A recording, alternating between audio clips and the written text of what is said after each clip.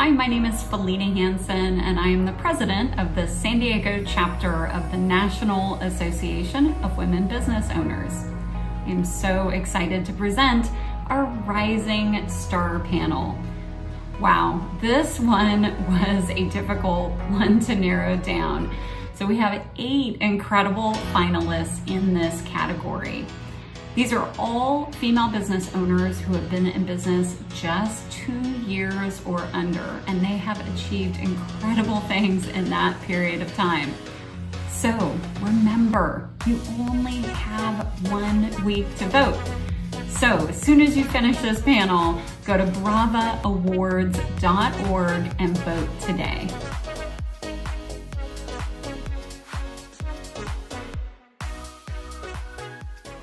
My name is Gayani Weerasinghe. I have my own law practice. I do intellectual property and business law. That means I do trademarks, copyright, patent due diligence, and create entities like benefit corporations and LLCs and agreements. Hi, my name is Kimball Wilson. I am an artist and the founder of Corporate to Canvas, where I lead company team building events through painting activities. I'm Carmen Proctor. I'm the founder of Teen Smart Goals. And Teen Smart Goals is an app that we created to help teens learn goal setting while they're working with a parent or coach for accountability. I am an occupational therapist and co-founder of Access Tracks. We empower people with physical disabilities to safely and easily access outdoor terrain such as sand, grass, and gravel so they can participate in outdoor activities. I'm Tristan Higgins. I'm the founder and CEO of Mediclusive LLC, which is a consulting and speaking firm focused on diversity, equity, inclusion, and intersectionality. I'm Valencia Porter. I'm a medical doctor specializing in integrative, preventive, and functional medicine and environmental health. I'm also the author of Resilient Health, How to Thrive in Our Toxic World, and founder of Resilient Health Coaching and Consulting. I'm Emily Goodson. I'm the founder and CEO of Culture Smart. We are a consulting and speaking firm focused on helping startups scale their workplace culture effectively. We're focused on building high-performing, productive, and inclusive workplaces that are also going to help startups save money in the process. My name is Kathryn Evans. I am the founder of the Social Selling Agency. I work with B2B entrepreneurs to teach them how to harness the power of social media to sell more stuff. You know, one of the things I've always been very focused on in my life is helping others overcome adversity. As a child, I had a brain injury and had to relearn to walk and talk and function because of that. And as a result, I saw tremendous potential in myself. And I think all of us have tremendous untapped potential that we don't always unlock. And so I help others rise by coaching them and helping them to unlock their own potential. And so specifically, I'm focused on female leaders and founders. And so I do a variety of pro bono and paid coaching work. I was on the phone with a female founder earlier today talking about how to deliver some constructive feedback. But you know, when I started my business, a good friend really helped me by serving as an accountability support for me. And I honestly don't think I would have ever launched my business without his help. And so in turn, I want, even though I've only been in my business for about 10 months, I want to be that partner to other people. I want to help particularly female founders run their companies. And if they need any advice from an HR perspective, I'm always willing to hop on the phone, paid or unpaid. I started my medical career, I can't believe it's been more than 20 years ago, as a child neurologist. And very quickly, I realized that pharmaceutical medications were not the only answer, and yet that was all that I had in my toolbox. So I shifted focus. I actually changed the focus of my medical practice and went back to study preventive medicine and environmental health, and went on a huge journey to learn about all different types of healing modalities that I could use to help my patients and help their families.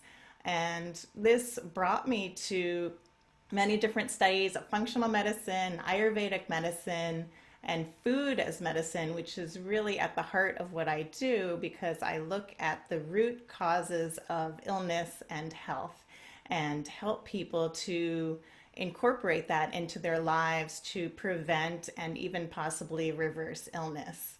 This all came to a head for me several years ago when I was struck with my own illness and had to fight back myself, which is what was an impetus for me to write the book Resilient Health, because I found that there was toxicity all around everywhere, not only in our air and our water, but also in the foods that we eat, the products that we use on our skin, as well as, mental, societal, emotional toxicity that we are seeing a whole lot of, unfortunately, right now. So my book really aimed to bring that to people, to show them a pathway to get resilient and to improve their health and their lifestyle. And I'm really excited with a partnership that I'm developing right now that is intersecting all of this, because I also realize that without climate health, without planetary health, we have no human health. So I am now coming together with an urban regenerative organic farmer who is able to produce fresh produce on top of concrete. So bringing it to urban people, bringing affordable food and jobs. So we're allying forces with the farmer, the chef, and the physician to bring health not only to ourselves, but also to our communities and to the planet. Really, what inspired me to do what I ended up doing, inventing a product and then starting a company, is I took a class called Assistive Technologies, and we were challenged to create some sort of device that would help people with disabilities in their daily lives be more independent. And a classmate and I, and now business partner, we tackled the issue of sand and other outdoor terrain being a barrier to people who use mobility devices such as wheelchairs. So how can we help our adaptive surfing friends get across the sand at the beach to go surfing and be the incredible athletes that they are, whether it's for leisure or for competition? And we ended up inventing a lightweight, portable, modular pathway system that would empower them to safely and very easily do just that, cross whatever terrain they're doing. And it expands just way beyond just adaptive surfers. So our goal is to empower people all over the world to have access to outdoor activities and recreation with our portable pathway solutions. This journey has been amazing. I mean, I always say that entrepreneurship chose me. It wasn't necessarily the other way around. But once I was able to see my impact and how I was able to change people's lives, it just drew me in. Like I can't stop what I'm doing, no matter how challenging it is as a startup founder. And really, I'm running the business alone at this point. So I've learned so much, and I'm so thankful to be a part of this startup community here in San Diego. My platform of choice is LinkedIn. And so what I do is I teach people how to harness the power of LinkedIn to make a difference in their community. So I focus on personal branding, to show up and speak as frequent as possible at any and every event that I can speak at, and always leading with value to help people. It's not about me, it's about the value and the gifts that I've been given to share with the world and to share with the community at large. And so now I actually have a live stream show called The Art of Inspired Selling, where I interview 6- and 7-figure business owners that are not just surviving in the new normal, but they're thriving in the new normal. And I bring them on as a way to give back to the community, to the person I'm interviewing as a give, and to my network and community as a give.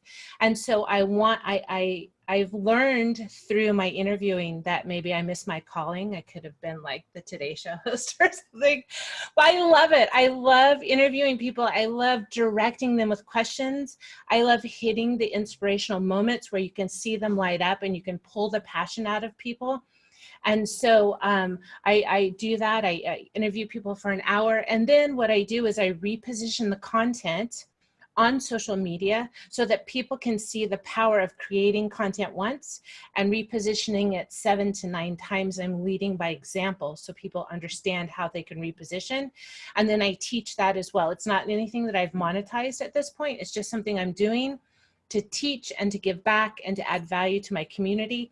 Maybe that's why we're all here to be a part of the Rising Star category, because we're not sitting on our laurels. We're not taking victim mentalities. We're taking the victor mentality and we're inspiring others as we move forward in this riding the new wave of normal. I joined the legal profession about 24 years ago, and I had the benefit of some really amazing mentors helping me, giving me their time when I was first starting out and I was just an idiot and didn't know anything, right? And just asking questions after questions and sitting with people for coffee. And as a result of that, I promised myself that I would always do that for other people. And there's always a joke when I say this that I'll be overwhelmed, but I never have been. But every time I get a phone call or an email or a text from somebody who is especially just starting out, like a law student, or at this point now it's also lawyers who are in transition, I always meet with them, always talk with them, and give them as much information as I can, like people gave to me. And, I really feel like in that way we can lift each other up. I love to serve as a mentor, which I'm doing, and I'm donating my time. I'm trying to make a living doing this diversity and inclusion work and teaching, but I also am serving on, 3 or 4 different committees at the state and local level to really help people advance diversity and inclusion in a way that I'm happy to volunteer. What have I done to make a name for myself? Well, happily, it's very similar. And I write a lot. I am trying to publish on LinkedIn as often as I can, and just really trying to create that brand, but making sure that it's always a cooperative brand. And I think that's, maybe I'm hearing a very similar theme with all of the people here, but maybe because we have a woman-centric approach to business, but that's really what I'm doing. And I'm just getting the benefit, again, from so many other people who are saying to me now, how can I help you? And I'm saying, yes, you can. Corporate to Canvas has a dual meaning. It is my personal transition from more of a corporate space to an artistic space. And then through events, it's also bringing corporations, companies to their creative, to be creative and to step outside of the spreadsheets and the KPIs and, even the office politics. So for me, I'm creating this space for them to try something new, to experiment with a totally different medium, and they can't really do it wrong. At the end of the event, to see everybody just glowing and radiating and happy, having completed some artwork, is really the way that I view impacting community, because the way that they now show up at work, at home, within their community, it's like a ripple effect. So not only am I working directly with my clients and all the team members within that group, I'm also working behind the scenes with so many different photographers, meeting planners, hotels, caterers. So there's this whole other aspect to it of support and help for each other. And just starting Corporate to Canvas in 2018, I'd never been in this space before. So really connecting with other people within the community and helping each other rise up is how I've helped them. They've helped me. They can call on me, even last minute. I had this happen during a rainy day. They called on me to go to their hotel to do an event for a team that was supposed to go hiking. So I was able to show up and be the activity or the event that brought the team together, made them look good, made, the entire group just have a wonderful experience their time here in San Diego. Working with each other in collaboration is really how I've put my name out in the community and how I've been able to help others rise up as well. The way that I've been working on building my name in the community is actually kind of related to how this, the idea of this business even started. So I actually, when I had the flexibility to start working from home and my kids had middle school, I actually started using my project management skills to help coach their tennis team, robotics team, dance, and even broadcast journalism. And that's kind of what inspired the idea of understanding that kids that age needed to understand goal setting, but didn't quite have anybody teaching them the steps to do it. And so just from even that time, 3 years ago, before we even thought of creating an app for it, I actually started not doing volunteering at the schools, kind of the generic sense, or even the people who are really focused on the PTA, but really focusing on teams and just working with subsets of kids and kind of walking them through the process, and being able to kind of help them understand how things worked, and then also actually meet with some of the coaches or the teachers who coached kind of all of the teams together and run them through kind of that methodology, that idea that, you know, you could get 13 and 14-year-olds to start understanding goals and working it that way. And that actually kind of led to, at the time that we started developing the product, because of the parents who were very involved in the PTA or were involved in the school board, they would nominate me and kind of got me working in the technology advisory committee for the school board.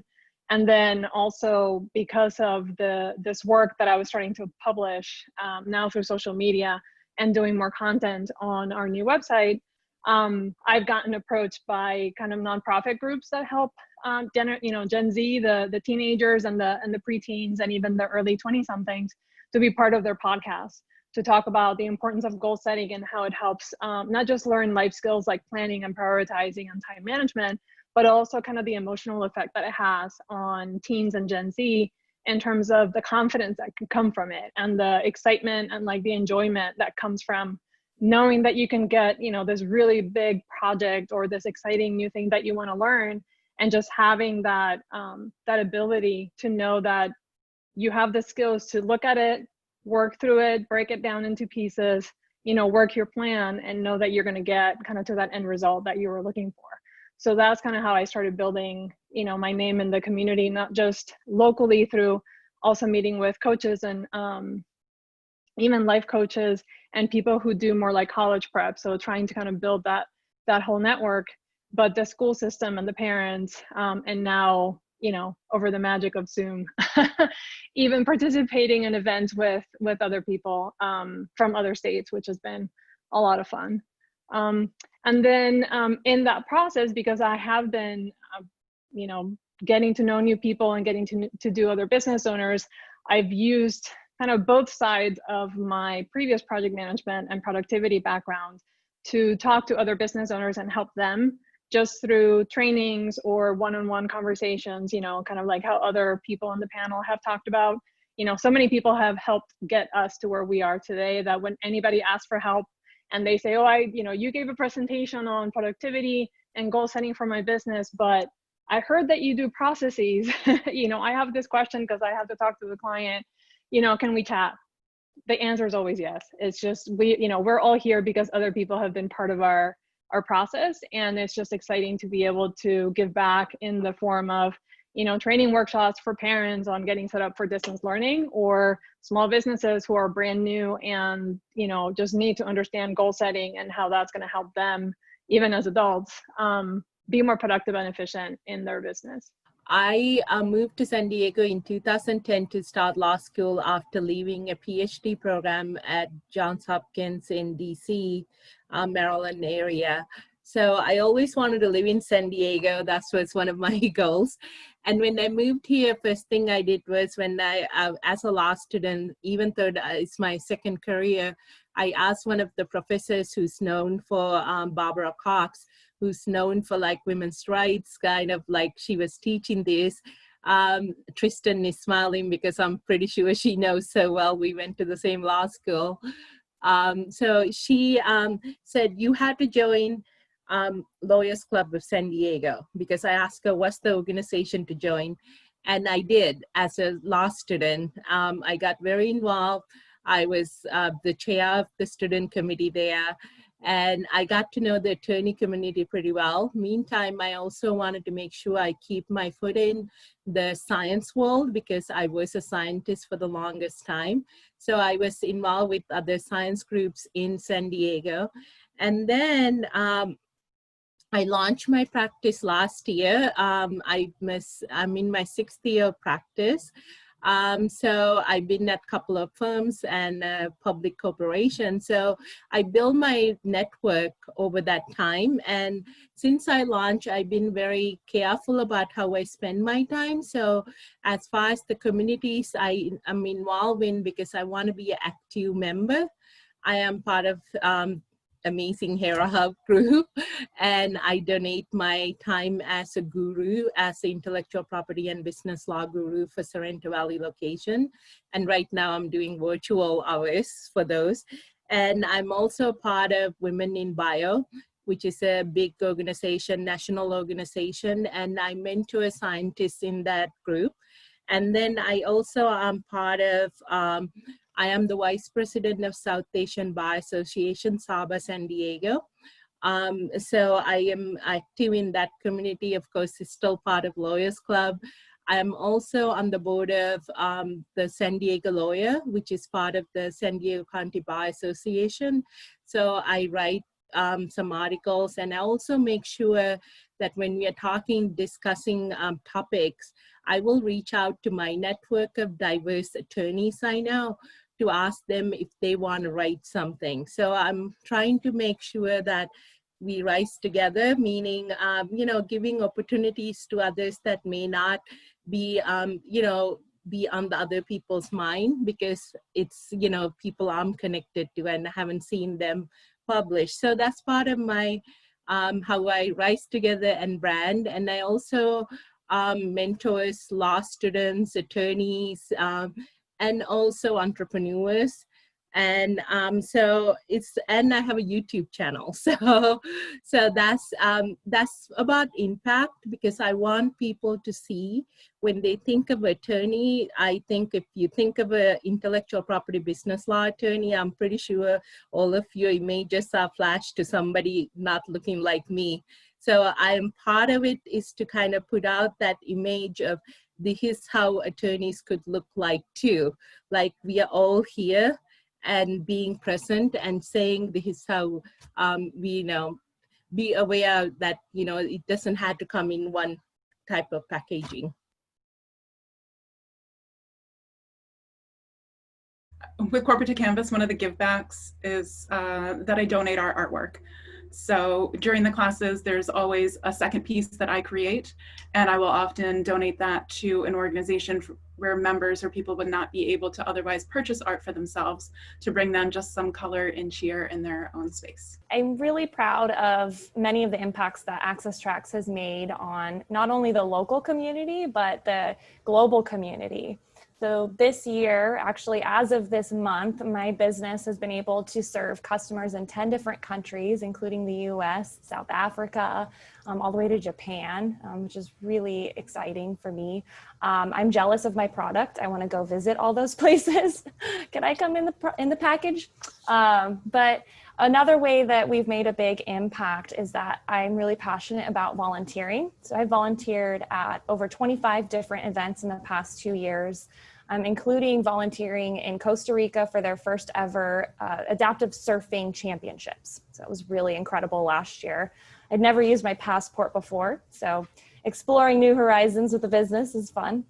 And I've also been able to do different presentations, whether in person or most recently virtual, to a variety of audience, including even kindergartners, on what inclusion and accessibility and universal design are, so that I can encourage other people of all ages, even college students, to become more aware of what problems we are facing in society and how we can be problem solvers in whatever business that we tackle. And you don't have to be a social impact company to do social impact with your company, right? So I'm really working on encouraging others to do that. And I've been able to reach over 500 people so far with my presentations, including a hospital in-service on what adaptive sports programs there are locally here in San Diego and beyond. And related to that, I have an amazing partnership with the Challenged Athletes Foundation as well. So really proud of all of that. I'm just really excited to be able to work with almost all other women business owners in my business as far as providing my services. So whenever possible, I think of the 5 consultants that I have used so far, 4 of them have been women. And I am also really excited by the work I've been able to do recently around white privilege. And so I feel like that's having a bit of an impact. I'm getting to work with a lot of other amazing women and helping facilitate a group on that aspect. And I think that's one of the things that I can do. That's, again, it's a volunteer thing that I can do to help advance and really sort of broaden the impact that my business can have on the community. My background is in healthcare sales, and I've been in sales for about 30 plus years. And so I'm the chapter president for the National Association of Women Sales Professionals, where we mentor women in sales that are primarily in male-dominated industries. And we really highlight their differences and help mentor them into sales and understand the trail that we blazed ahead of time and all the different difficulties that we had to overcome to be where we are today, to get us to where we are today. And it's really great to, to pop in and to chat and to mentor and to really highlight these wonderful women. I'm also a judge for the Women in Sales competition, which is it's sponsored by a European magazine. And so 2 years in a row, I've been on their board for Women in Sales. And then I also sit on a not-for-profit board for a global oncology business. And I specialize in Nigeria. I help villages there, promoting them. So those are my things I do on the side for fun. One of the most rewarding parts of what I do is when my clients get to not need me anymore because they have reversed their illness. And one of my first clients actually reached out to me just in the last month. She had an autoimmune illness that was able to be reversed after she removed her breast implants. And a lot of people may not know that there are big issues with breast implant illness.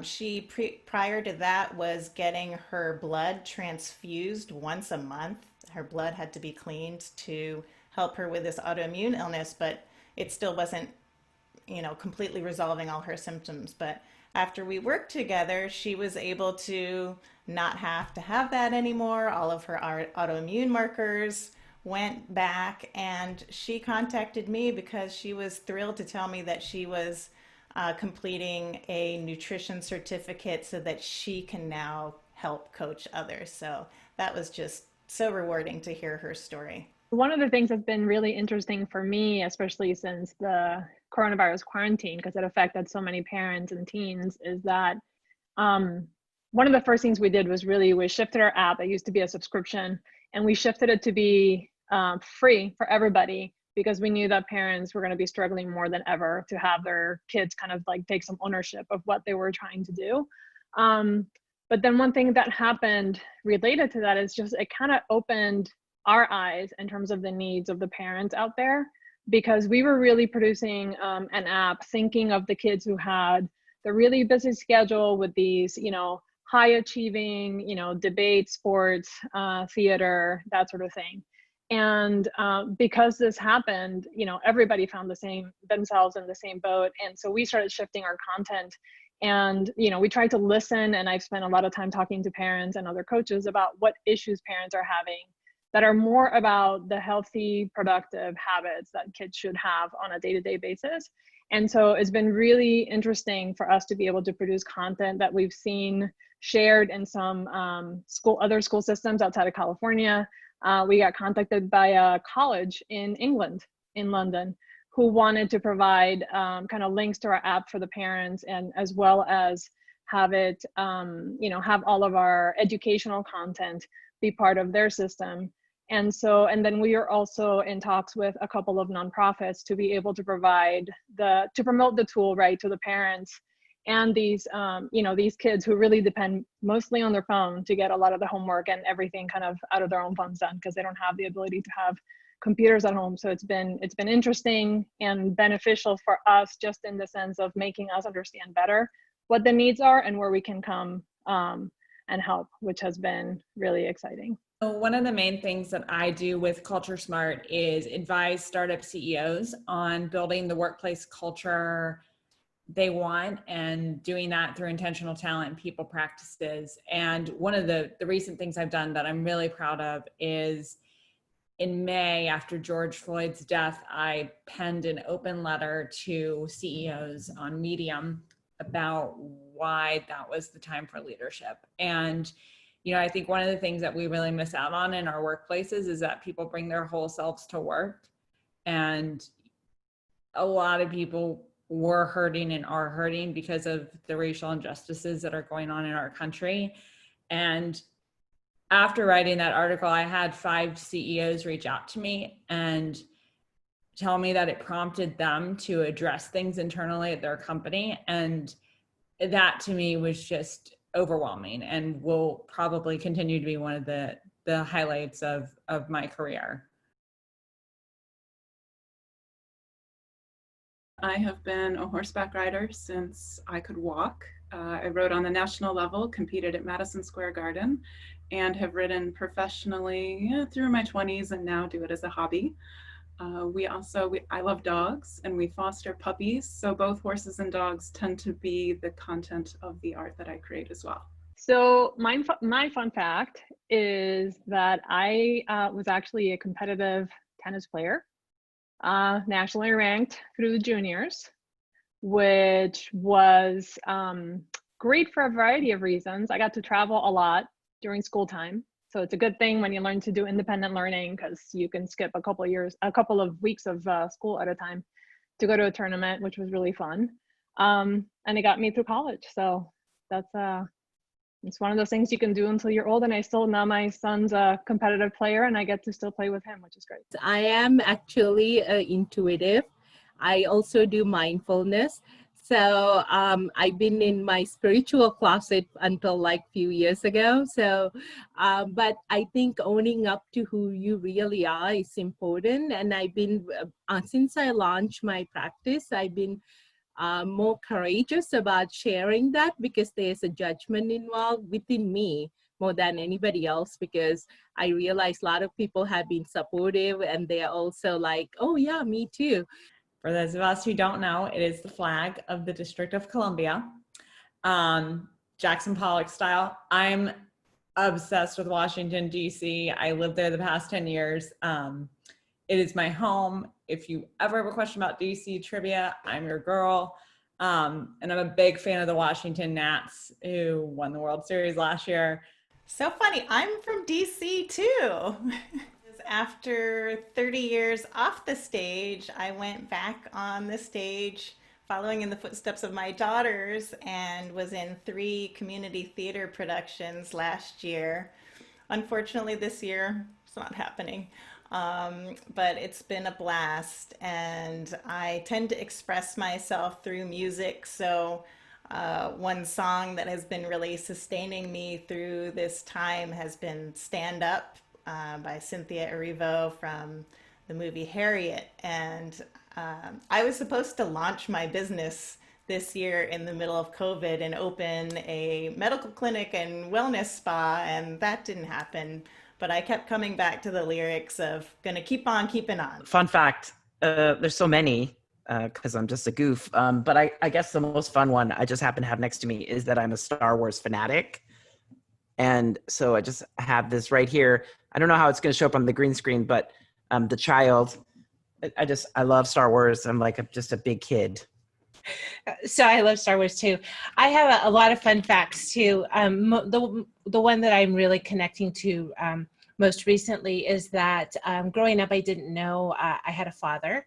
And so 2 years ago, I decided to do an Ancestry.com test, and I'm a scientist as well. And so I used my scientific, you should have seen my office. It looked like a murder mystery or something. But I researched through Ancestry.com, found my biological father that is a shaman on an Indian reservation in Ensenada, Mexico. And my biological brothers are the chiefs of the Kumeyaay Indians in Ensenada. And I grew up an only child with no family whatsoever, and I'm one of 10 children. There's three girls and 7 boys, and most of my siblings don't speak English, and so I spend most of my time on Google Translate chatting back and forth with my brothers, and it's so much fun. Like sometimes I don't sleep, and I'll have a brother pop in on Facebook chat, and he'll say, "Hermana," like, you know, sister, what's on your mind? You need to be asleep. And it's so much fun to have somebody that cares about me, you know, because I haven't had that family. And so it's like I went to bed one day as a solo person and woke up with like 10,000 Mexican family members. So that's my fun fact. Okay, so I really love to do karaoke. I will go with my girlfriend to a random dive bar. I don't care where it is, Palm Springs if I'm on vacation or here in San Diego. I love it. Don't get to do it very often nowadays, especially, but I miss that. And then the other fun fact is that my fiance, Jeff, he is a veteran, Navy veteran, and he was a rescue swimmer. So he fits really well into my business with Access Tracks because we've been able to volunteer at adaptive surfing competitions around the world, and he helps with in-water safety, and I help them get across the sand. So it's a nice team effort there.